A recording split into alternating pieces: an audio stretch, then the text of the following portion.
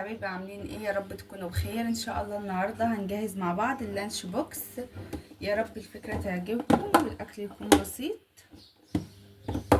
هنبدا بقى هنا معانا عيش فينو.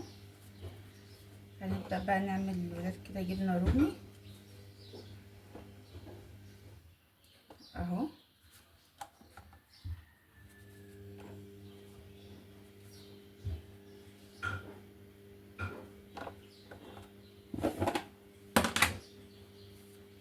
هنعمل لهم لانشون.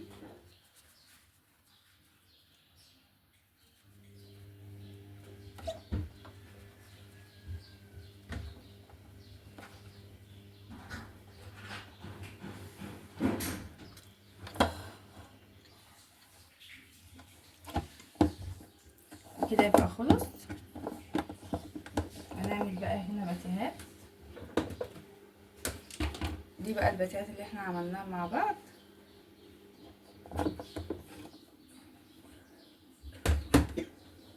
نحط لكل ولد كده قطعتين.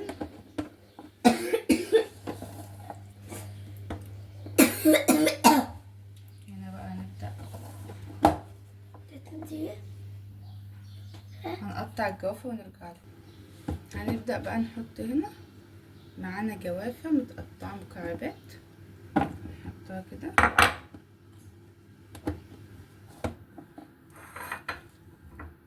هنا معانا قتة متقطعة شرايح.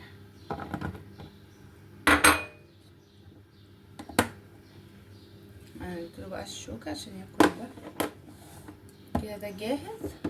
هنعمل ده بقى ونرجع لكم تاني. معانا بقى هنا عصير مانجا هنصبه لهم هنا. دي ازايز اهي نضيف.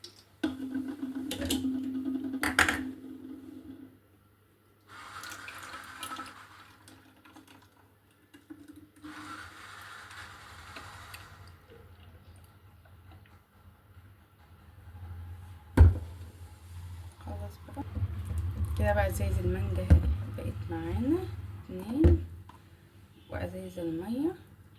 ويلا بينا بقى نشوف. كده بقى يا حبايب قلبي كنا خلصنا بقى الاتنين لانش بوكس مع بعض. هنا بقى بوريكم هنا معانا الميه والعصير اللي احنا عملناه. لو عجبكم بقى فيديوهاتي دعموني بلايك وكومنت وسبسكرايب وشير عشان القناه تكبر بيكم. ما ينساش كده نصلي على الرسول عليه افضل الصلاه والسلام، وندعي لاخواتنا في فلسطين ربنا ينصرهم يا رب. هنا بقى انا كنت زودت واحده ميني بيتزا تانية، قلت اللي ممكن الاولاد يجوعوا تاني يعني، وفي الاخر رجعوا باللانش بوكس. واحد رجالي ب2 ميني بيتزا واللي رجع بسندوتشين، وزودت هنا برضو سندوتش خليتهم 5.